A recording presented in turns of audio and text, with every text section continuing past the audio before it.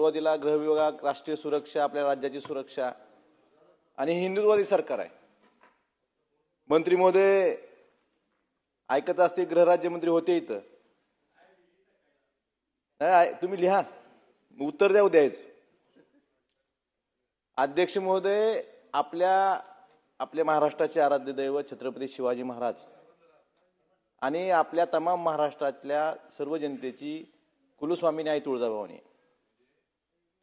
अध्यक्ष महोदय, 1659ला विजापूरचा एक सरदार अफजल खान तुळजापूर पंढरपूर मार्गे छत्रपती शिवाजी महाराजांच्या स्वराज्यावर स्वारी करून ते स्वारी आली होती. येताना वाटेत त्यांनी तुळजापूरला पंढरपूरला मंदिराची तोडफोड करण्याचं, त्यासाठी मंदिरं नष्ट करण्यासाठी त्यांनी प्रयत्न केले. त्यावेळेस तुळजापूरला सुद्धा त्यावेळेस त्यांनी तुळजाभवानी मूर्तीला नुकसान पोहोचवण्याचा प्रयत्न केला होता. परंतु अध्यक्ष महोदय, त्यावेळेस तिथल्या स्थानिक पुजाऱ्यांनी, तुळजापूरकरांनी त्या मूर्तीचं रक्षण आदिलशहाच्या फौजेपासून केलं होतं आणि मूर्ती सुरक्षित ठेवली होती. पण आता हिंदुत्ववादी सरकार आहे. आता तुळजापूर सुरक्षा धोक्यात आली. अध्यक्ष महोदय, कशी आली?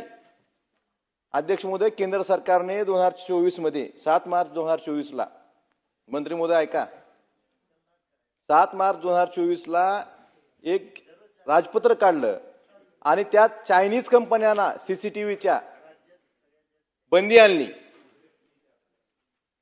कशासाठी बंदी आणली? की याचे सर्व्हर चायनामध्ये आहेत, ह्याचा डेटा लीक होऊ शकतो. ते सर्व्हर चायनामध्ये असल्यामुळे भारत सरकारने त्याला बंदी आणली. पण आपल्या गृह विभागामार्फत एक काम झालं, सीसीटीव्ही तिथं आता सीसीटीव्ही बसवले 64-67 ठिकाणी. आणि कुठले सीसीटीव्ही बसवलेत? हे चीनी कंपनीचे. मंत्री महोदय, इनव्ह्यू नावाच्या कंपनीचे सीसीटीव्ही बसवलेत. ही कंपनी कुठली? चीनची. आणि केंद्र सरकारने 2024 मध्येच standardization testing and quality certification STQC हे नॉर्म्स लागू केले होते. आणि स्पष्ट असे आदेश होते केंद्र सरकारचे की ज्या कंपन्या STQCच्या इम्पॅनलमेंटमध्ये आहेत त्यांचे सीसीटीव्ही बसवायचे. मग तुळजापूरमध्ये सीसीटीव्ही बसताना केंद्र सरकारच्या नियमाचं पालन का केलं गेलं नाही? ह्याचं उत्तर सरकारने देणं गरजेचं आहे. तुम्ही अयोध्येतल्या रामाच्या दानपेटीत पण चोरी होते आणि इथं आई तुळजाभवानीची सुरक्षा धोक्यात आपण घालताय. हे हिंदुत्व आहे का आपलं? हिंदुत्ववादी मतदारांनी आपल्याला मतदान केलं, हिंदुत्ववादी सरकार म्हणून निवडून दिलं, आणि आपण आपल्याच मंदिराची सुरक्षा धोक्यात घालतोय.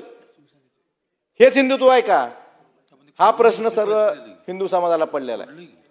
अध्यक्ष महोदय, याबाबत STQC मध्ये इम्पॅनलमेंट नसताना सुद्धा त्या ठिकाणी सीसीटीव्ही बसवले गेले.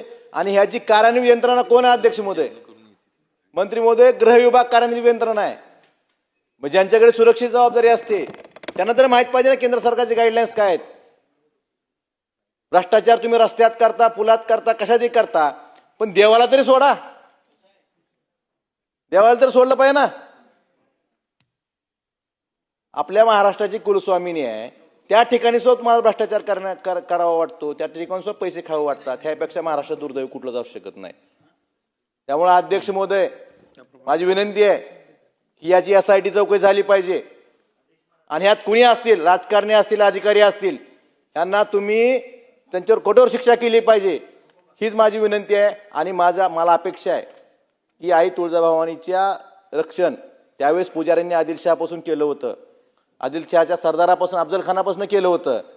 परंतु आपल्या हिंदुत्ववादी सरकारमध्ये जर आई तुळजाभवानीची सुरक्षा धोक्यात येत असेल, उद्या चीनची कंपनी आहे, चीनची कंपनी पाकिस्तानला डेटा पुरवू शकते. हा धोका आपल्या लक्षात येत नाही का? त्यामुळे याची चौकशी झाली पाहिजे, SIT नेमली पाहिजे आणि दोषी आहेत त्यांच्यावर कठोर कारवाई केली पाहिजे. ही मागणी मी आपल्या माध्यमातून सरकारला करतोय.